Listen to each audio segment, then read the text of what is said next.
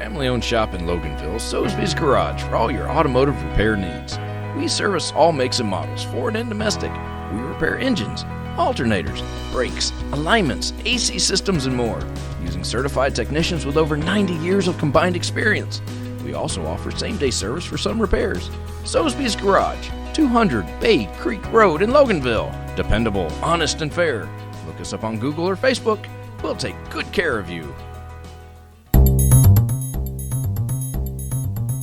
Broadcasting live from the Subaru of Gwinnett studio inside the Sonesta Gwinnett Place Atlanta Hotel. It's time for Case in Point, presented by Paradigm Security Services. We are the cornerstone of security in the Southeast.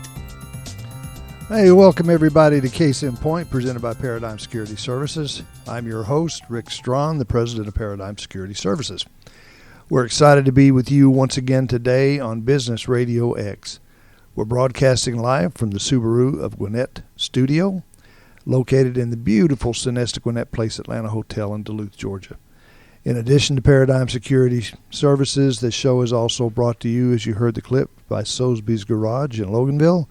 Be sure and give John a call there. They are in dire need. They're growing so fast of some really good, solid mechanics, some senior mechanics.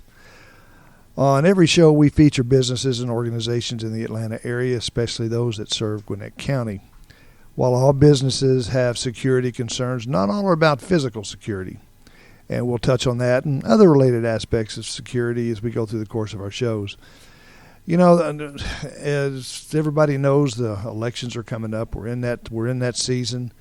What a lot of people tend to forget is really some of the most important races, like the one coming up real quick here in May 24th. And that is going to be the only one that you can vote for school board members, and the runoffs, not runoffs, but the contests going on between the individuals as we come up getting ready for the main election in November. So, you know, the 24th is almost as important as the main election in November, and we've got to keep that in mind. And in that direction, you know, what we try to do is we try to give people a forum to get their message out. And in this case today, I am pleased to have Mr. Mark Gonsalves. And he's running for U.S. congressional seat of Georgia 7, which happens to be my district. Yes. And, you know, there's so much going on today that it's crazy. Which, speaking of crazy, you know, who is Mark Gonsalves, and why would where you come from, what you do, and how did you get into what you're doing now? Well, it's interesting. I certainly have never aspired to be a politician. I ran in the 2020 race when we had the old Georgia 7th district lines. Now we have new lines, which has changed the district fairly significantly. Now it's all of Gwinnett County virtually, not all, but almost. And we also have a piece to the west in North Fulton County, Johns Creek. So that makes up the new 7th congressional district.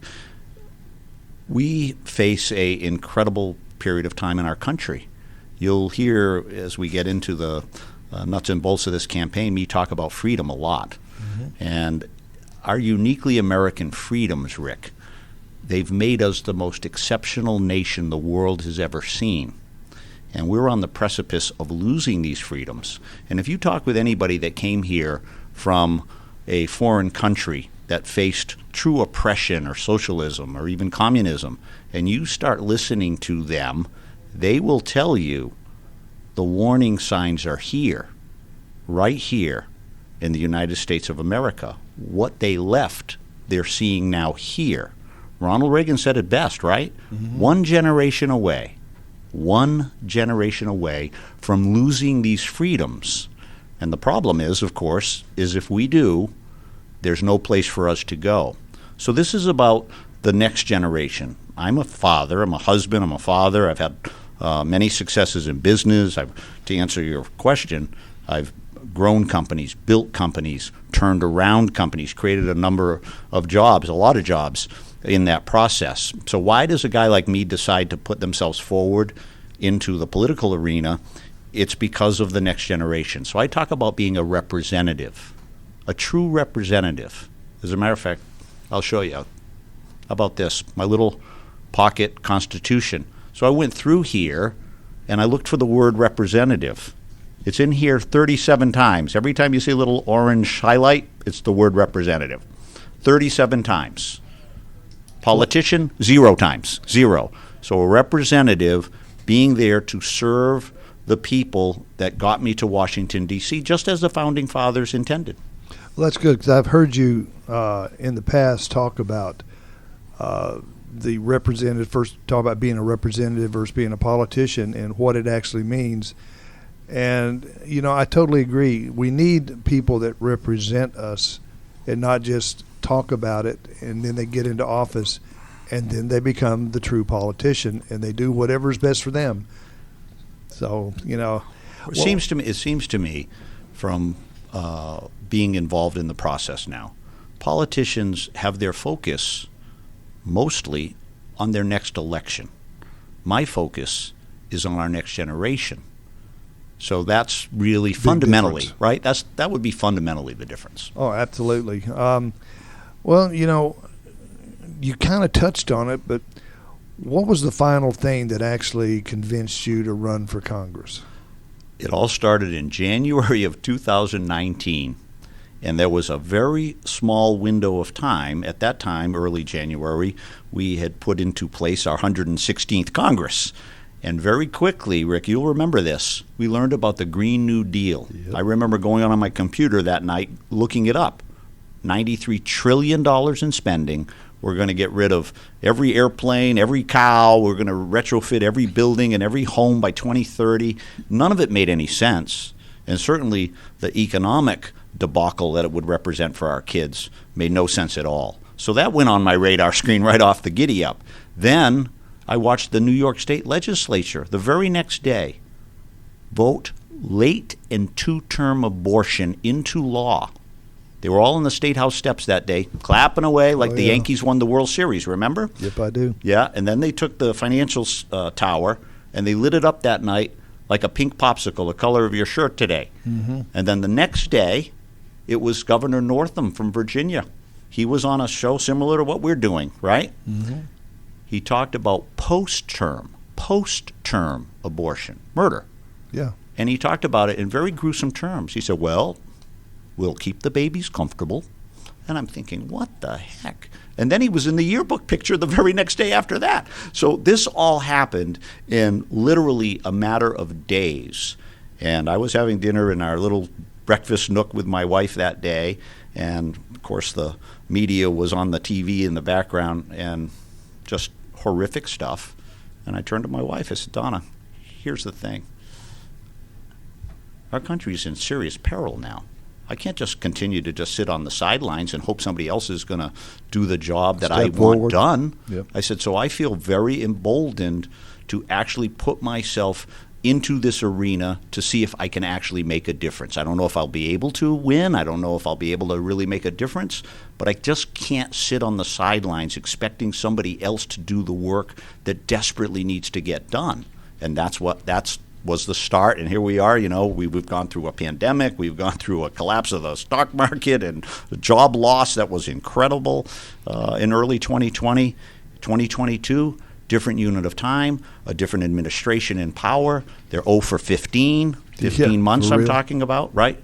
I can't give you, Rick, a single example from this administration that clearly was for the betterment of the people or the betterment of our nation. 0 for 15. This is just beyond the pale. No, I totally agree. It's just been, and it's unfortunate because you want to root, even if they're not in your party, you want to root for them to succeed and have a good job done. Exactly. It's all in our best interests. Absolutely. Yeah. But it's disaster after disaster after disaster. Yeah. I mean, Afghanistan really was the showcase to the ineptitude of the administration. Yeah, and it's we been would all agree with ever that. Since. Right. And then people ask about the Ukraine and Russia. I'm just telling you, from my vantage point, we have to use diplomacy there. Diplomacy, because they haven't proven that they can get anything right. So if we do create a conflict the ramifications in a nuclear age It would be disastrous. is so dangerous, right? So, yeah. Yeah, I see both sides of that, and it's scary. It because is. And you got Taiwan on the other side. Yeah, and, hey, we remember World War II. We had a Pacific theater, and we had a European theater, and here we may be right back again, except we'll put a 3 instead of the WW after the WW.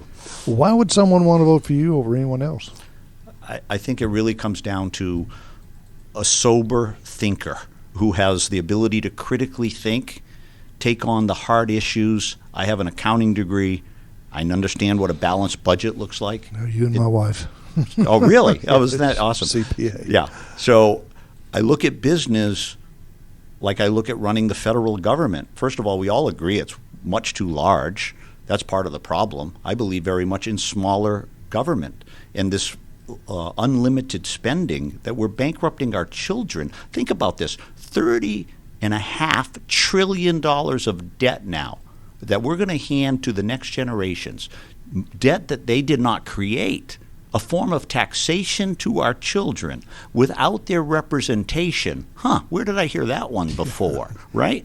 So it's unconscionable. And why aren't we having this conversation in Congress? Why? I don't propose to have the answer to $30 trillion in debt, but I do think that we need to elevate it to a level of conversation to create meaningful debate in Congress so that the people who are paying all these bills get a sense, okay, they understand the magnitude of the problem, and now they're trying to work the problem. And, do you like movies at all? Yes. Yeah, so you remember the movie Apollo 13? Oh, absolutely. Right, so they're in the control center, right? I guess it was Houston. Mm-hmm. So they're in the control center, and of course, all hell is breaking loose. And the very sober thinker, he says, we're going to we're going to ID the problem. We're going to work the problem, and we're not going to make it worse by guessing. Do you remember that? That's a pretty good formula. And what we do is we guess all over the place in Washington, D.C. That's how we end up with unintended consequence after unintended consequence after unintended consequence. And the good people of our country are paying an incredible price. Look at this inflation, $5,200 this year in additional cost thanks to the Biden inflationary spiral that we're on. More than two-thirds of the families don't have $1,000 of liquidity. How are they going to absorb $5,200? Yeah. This is stuff that needs to be talked about because their credit card debt is off the charts now. So at what point do they literally have no money left and no access to any sort of money? Well, the way it's going right now, they'll just want to forgive all that debt. Well, and then let everybody else pay for it. I think the test case is student loans, right? Exactly. Yeah. And I'm not in favor of that. Harvard right now is talking about $10 billion or something to spend on some stuff, and they could take that $10 billion and completely pay off all that debt that they're so worried about paying off for people. Mm-hmm. And it's crazy the way they've got this thing structured where it doesn't even make sense. You got, and also, since you're running for Congress, I'll mention this. Yeah. We got several $1 trillion that they were, it just came out and they were talking about that. It's just total, absolute garbage that they're approving payments for and approving, what was it? How to make lobsters more sexy or something? I don't know what it is, but there are so much stuff there that is just total spend for no reason, and we're talking about all of those trillions of dollars on top of the inflation that we've got right now. Think what all that stuff that they approved would be worth if it was put into good use, or maybe not spent. Not spent, exactly. I had a person tell me recently. They came over to me, and they know I'm very fiscally conservative. We used to be the party, by the way, of fiscal conservatism. Once upon a time. Whatever happened to those And that ideals? list, by the way, is both Republican and Democrats spending that crap. Exactly right. So he came over, he said, Mark, this is insane. They're spending money up there like a bunch of drunken sailors. And we've all heard that phrase, right? I said, wait a minute, time out for a second. That's very disrespectful to the drunken sailors, because at least the drunken sailors, they earn the money that they blow. That's different what goes on in Washington, D.C. Absolutely. Yeah. Totally agree. Well, what qualities, if you're the person that's there, what qualities are you going to bring to D.C. that you think can really make a difference? And I do mean make a difference in what's going on. When I talk about freedom, I talk a lot about economic freedom, right? Our economy right now, thanks to one stroke of a pen, Rick, think about this. One stroke of a pen, day one of the Biden administration, in a stack of 37 executive orders that day, one stroke of a pen, it took care of our energy independence. Absolutely. Shutting down the Keystone Pipeline, putting handcuffs on our fracking and coal industry. And then we see what's gone on in the Eastern European theater now. Now, instead of being energy independent and having a sense of national security that comes from that, now what we do is we take our money and we send it to adversaries that really do not like us. Does that make any sense at all? So we literally are fueling now the Russian war machine with the money that we spend to access their oil at $100 a barrel. Absolutely. Well, and not only that, but you've got so much of this stuff that's being spent that way that when they turned off the spigots here, that it absolutely put us so far behind that now we're I think what the liberals mindset doesn't seem to get is they're all about green this and green that and environment this. We had the cleanest of any of the energies in any of the world.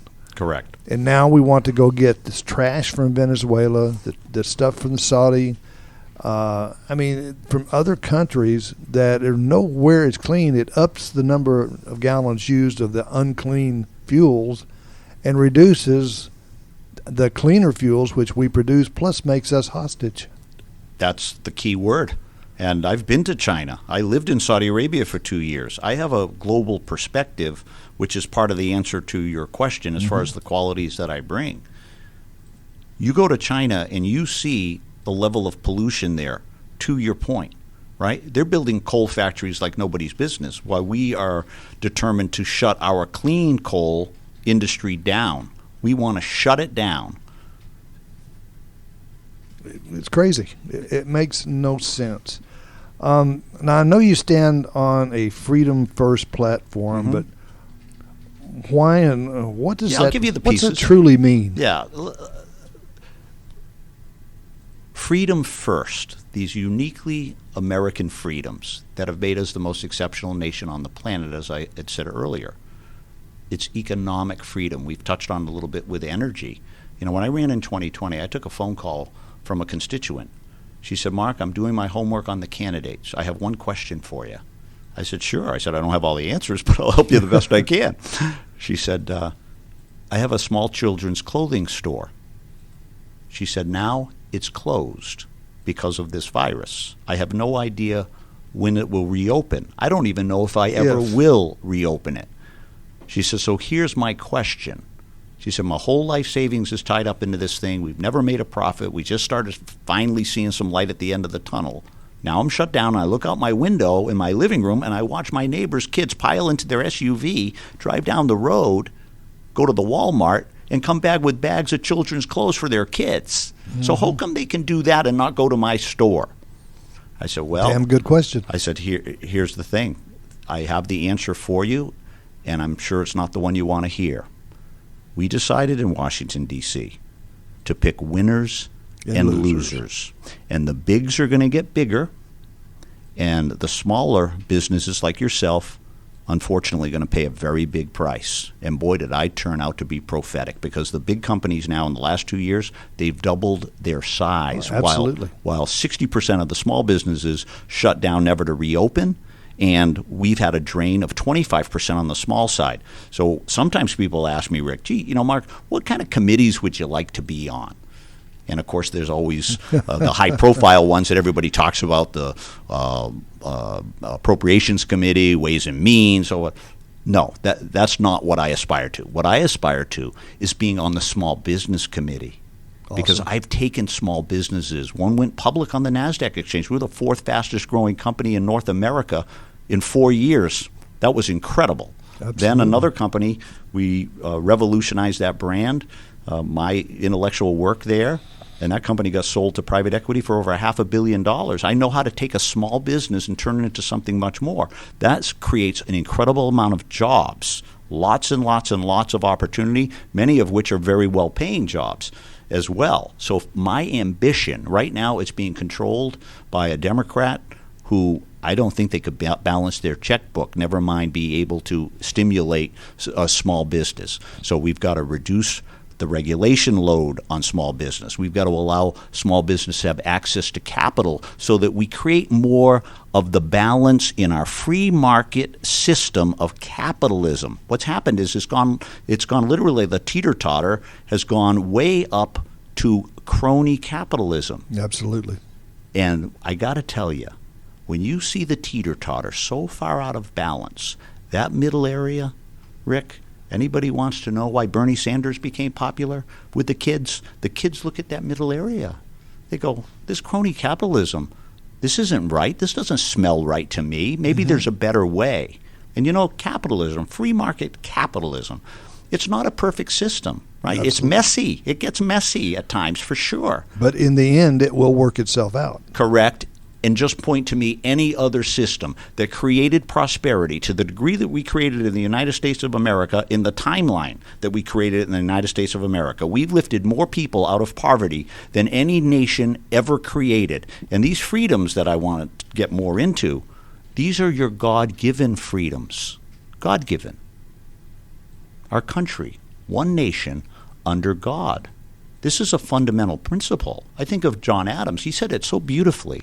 He said, our Constitution is made for a moral and religious people. It's wholly inadequate for the governance of anyone else.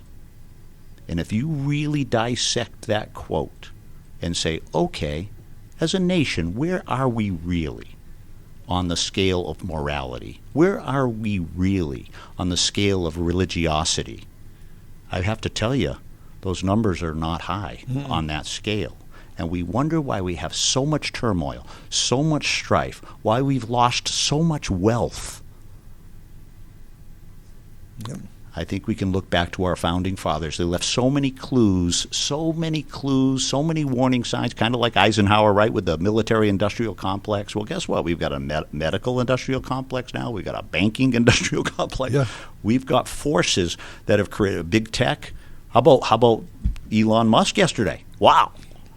I tell you what, I absolutely love what's going on right there, and I just hope that it works out the way that everybody anticipates it working out. I'm going to be super optimistic. Yes, but time will tell, right? Time will tell. But our freedom of speech is such a critical freedom.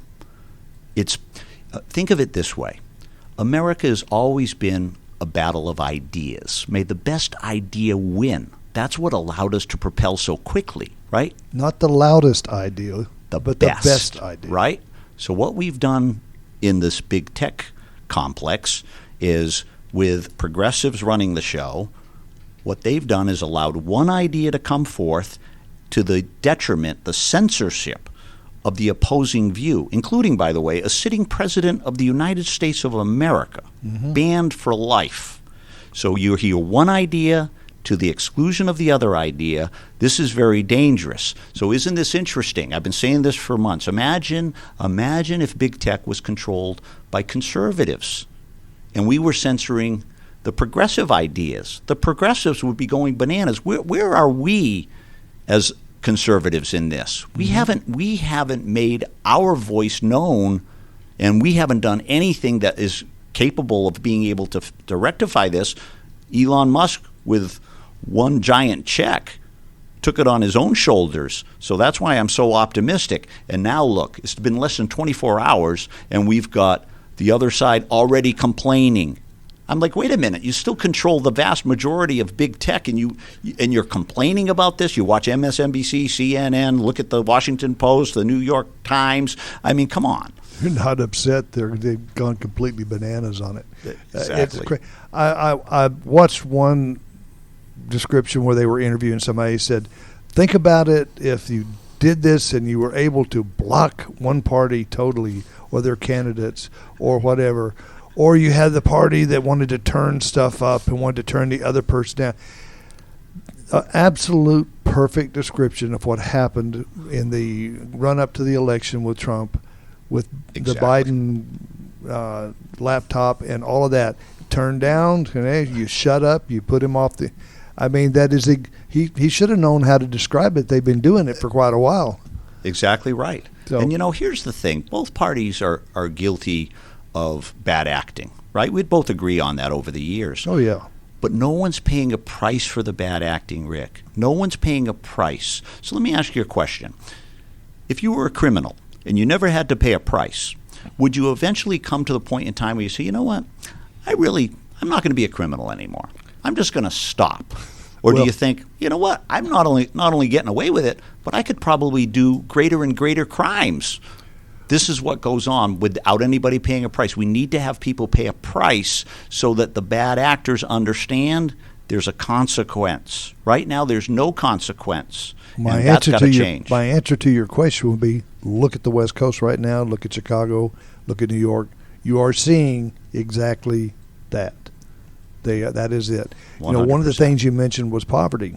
Mm-hmm. If people just step back and look, what is the poverty level of people in the United States versus the poverty level when you get into, for lack of a better term, third world countries that are out of it? Mm-hmm. What we have as poverty, they consider rich and, upper middle class. So, people they forget where this country has gone and taken them, how much it's better than other places, and they just pass it by. Our responsibility is not only to keep our nation safe, but it's also to create an environment of opportunity, a fair playing field for that opportunity. I remember being a CEO of a company, it wasn't all that long ago, and I had a new employee that worked for the company. She was working in our production area. And my management style is, I'd call it management by walking around, right? I'd go in the production, go back to my office and, random times just to see how we were performing, how we were doing. So she had been there a couple of weeks, and I was watching her behaviors. She was fastidious. She had a smile on her face. She wasn't looking at her telephone. She had a lot of really very good attributes. So I'm thinking to myself, she's got potential here. Well, the very next week, Tuesday morning, she comes into my office and she says, Mark, I just want you to let you know that Friday's my last day. I said, oh my gosh. I said, did you get another opportunity that is closer to home or something that you thought was better? She says, no. She says, now that I'm working, she said, my subsidy for my rent has disappeared and some of the other entitlements are going away. So I actually make less money working here. So I need to go back to, in essence, my former life. I said, I understand exactly what you're saying. I said, but will you give me a minute to give you something to consider that I really want you to think on? I want you to sleep on it and then come back to my office tomorrow and we can have a conversation. Would that be fair? She said, yeah, that would very be fair. I said, you're saying that we've got you being paid here and the government can provide you a bit more, so you're just above that. I said, but you're so new. I said, I'm watching you. Everybody likes you. You got a future here. You're a hard worker. I said, and I don't know how quickly it will happen. It might be 2 months from now. It might be 3 months from now. It might be 6 months from now. But you're going to bump over where you're at, and then you would just keep going. And this is based on you. This is based on your ability to be able to self-actualize as a person. I said, the government will never give you that opportunity. Exactly. I said, so I hope you hear me on this. I truly hope you hear me on this, because I really do like you and I really want you to stay here. But I can't pay you immediately more because I have a business that I'm responsible for, and then our economic model breaks down. Mm-hmm. But you keep doing what you're doing, and I can promise you, you've got a future. We're a growing company. Came in the next day, Rick. Friday's my last day. Jeez. That's just, people can't broke my heart. People can't see beyond that first quarter, first 50 cents. It broke my heart. Getting close here, I wanted to ask you a couple more questions. What mistakes do you think that voters make in picking the candidates they vote for? Because there's a lot of candidates out there. You know, a lot of times it comes down in these races to dollars and cents instead of common sense, right? So the candidate that has the most resources can push their message forward, and the person with less resources can't get their message out in front of the public. So that, to me, is a failing of the system. Matter of fact, you know, I love sports. I'm sure you probably do as well. Look at the salary caps and what it's done to be able to try to provide more of a balance within these leagues and organizations. Mm-hmm. Imagine if we could do something like that in these races. So now the playing field would be more equal for the candidates. Their wonderful word, equitable. Yeah. So you'd end up being able to say, okay, out of the candidates, I really do have about the same amount of information for each, and now I can make an informed decision. We're putting too many people, in my opinion, through the primary that aren't necessarily the best candidate, right? Mm-hmm. And that hurts us. That's why a person goes there and you think, okay, that's the person that is carrying our party's flag, and then they become very inconsequential. If you look back on the primary. They make a lot of noise. They make more noise than the other people. Right. People get the message out more than the other people, but sometimes it's just the message someone wrote. Exactly right. Well, you know, when you look at the Georgia 7 race, mm-hmm. How do you feel about it? I feel very good about it. I just received over the weekend the overwhelming endorsement, thankfully, from the Gwinnett County Republican Assembly. Fantastic. And I love the Assembly. You know, Rod Reagan loved the Republican Assembly. So to me, that was very gratifying, because what they stand for is very much what I would stand for. Yeah. And then to answer your question more broadly, we have 5 candidates on this ballot. I'm the one that had run before, so I would like to feel that there are a number of people that looked at my candidacy in 2020 and thought it was a bona fide candidacy, and now I have an opportunity to finish what I started in 2020. We have other candidates that are well-intended as well. I just feel like if you looked at it on paper, you would say, okay, who's the person that really has the best track record given this moment in time? I think most people would point their finger at my candidacy. Well, I hope you're right, and I wish you luck. But if people want to get out and help you, I mean, the time is running short.